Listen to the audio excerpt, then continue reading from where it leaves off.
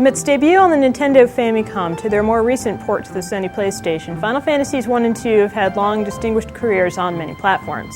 Now these two games have found their way onto Nintendo's Game Boy Advance. Retitled and repackaged as Final Fantasy 1 and 2 Dawn of Souls, this game compilation offers a lot of retro role-playing bang for the buck for both old-school RPG fans and patient newbies. Dawn of Souls harkens back to an earlier era in RPG gaming, where your success was dependent on the amount of time you spent leveling up your characters.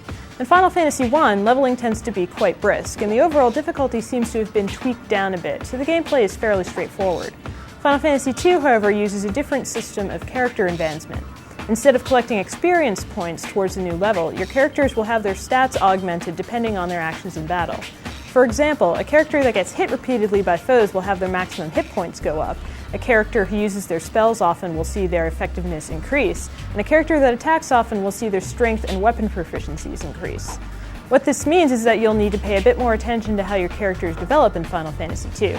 Fortunately, they'll still progress relatively evenly as you fight in successive battles. The characters, for the most part, are undeveloped. There's a storyline in the second game that revolves around 3 youths orphaned by war and who search for a way to end the terrible conflict. Here you'll meet some notable personalities and see the character of the Final Fantasy series really start to emerge. To pad things out a bit, Final Fantasy 2 unlocks an extra scenario after you finish the game. This new scenario pits a group of deceased characters in the afterlife against even more foes. Not to be left out, Final Fantasy 1 also includes some extra content, this time in the form of 4 new dungeons which were unlocked as you defeat the 4 Fiends of Chaos. Graphically, not much has happened to these ports. All the environments and character sprites are clean and distinct, although the characters are somewhat tiny and sparsely detailed. The various monsters and their color-swapped cousins that you'll meet come in a good variety, from spiders to giant eyeballs, evil horses, enemy soldiers, and everything in between. The game even features a bestiary that you can use to check out all the monsters from either Final Fantasy game that you've run across.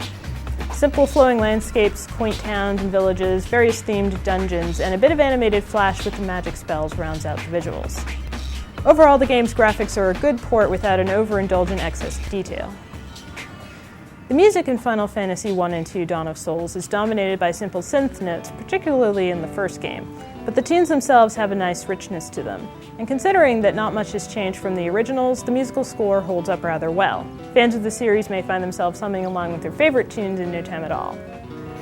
Final Fantasy fans who might have missed playing Final Fantasy Origins on the PlayStation will find Dawn of Souls to be a nice compilation of old favorites to take on the road.